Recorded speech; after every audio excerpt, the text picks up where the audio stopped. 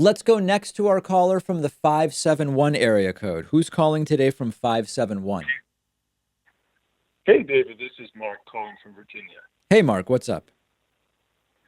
I had a question about the recent Hillary smears against Bernie Sanders. Yes.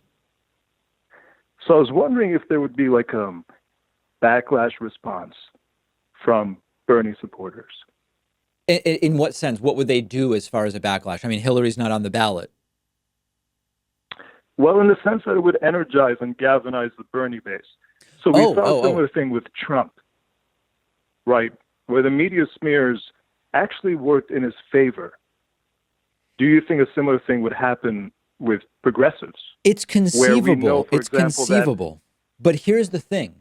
At this point, all of these things that just muddle up the progressive side of the primary, they just help Biden. Like, okay, so there's a backlash and the Bernie supporters are reinvigorated.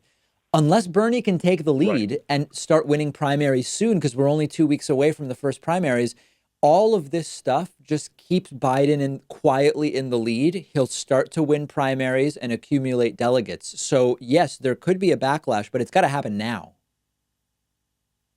Well, do you think that the recent...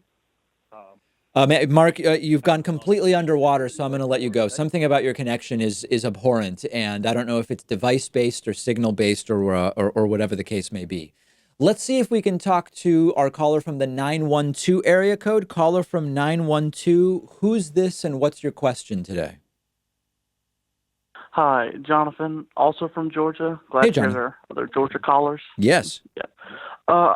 I'm a big Andrew Yang fan, and I know you've covered Yang throughout this whole Yang media blackout that's been going on recently.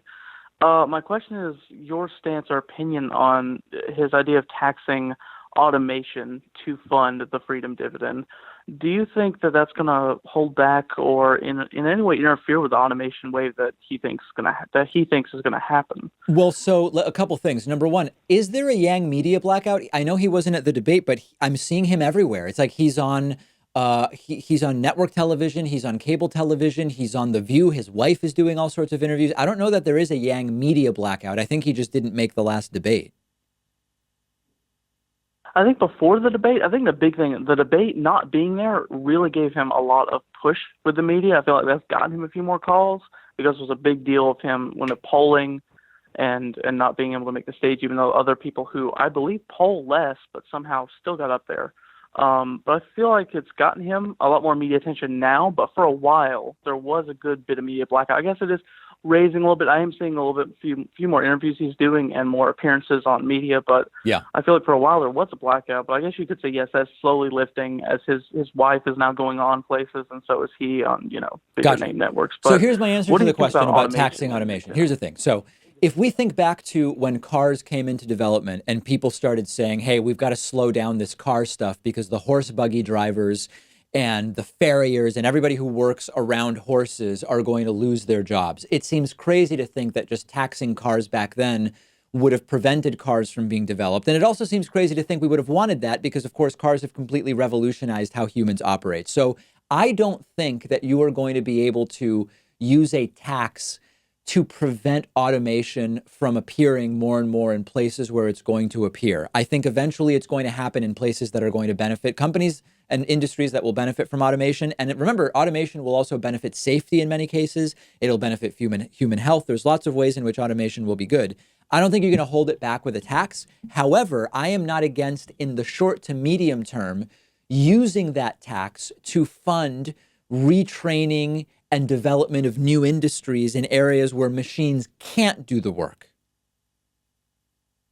Okay, so you don't think a freedom dividend is the best answer? You think training is? Because I know he's talked a lot about that. And the freedom dividend is its own question. I'm fine talking. Universal basic income is a great idea, and I'm fine talking about it. I just don't know that I have a super strong position on.